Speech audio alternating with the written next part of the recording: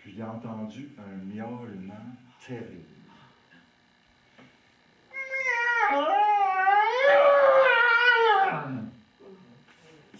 Êtes-vous capable de miauler? On va essayer d'imiter ça.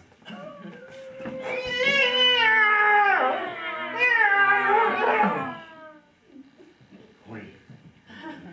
Il s'est réveillé. Puis là, parce qu'il s'est réveillé, puis il sentait les pieds tirés. Il y avait quelqu'un qui tirait ses pieds, mais il ne voyait pas bien. C'était la nuit. Il y avait la lune qui était dehors, qui rentrait un peu par un des trous de la maison. Mais c'était son chat qui miaulait comme ça pour le réveiller. Puis là, lui, il sentait qu'on le tirait par les pieds. Il va rester. Puis il s'était couché, confiant. Puis à la nuit, il a entendu, la chatte était revenue, un miaulement, là. À quoi ça ressemblait déjà?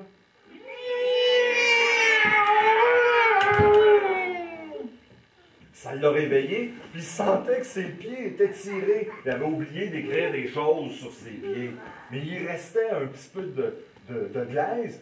Il a pris de la salive, il a pris un peu de glaise, puis il a écrit ici « bonheur à nouveau ». Puis ici, il a écrit « joie » comme ça, pendant que l'autre tirait, le coureur de bois translucide qu'il pouvait voir. Puis là, il a vu qu'il s'est complètement défait, disparu. La chatte qui était revenue s'était transformée à nouveau en belle amérindienne. Puis elle lui a parlé dans sa langue. Il a compris que c'était des mots d'amour. C'était un sorcier qui l'avait transformée en chatte. Puis elle vivait depuis des centaines d'années, toute seule. Mais là, comme elle avait pu aider quelqu'un à se battre contre un fantôme, elle pouvait retrouver sa vraie forme.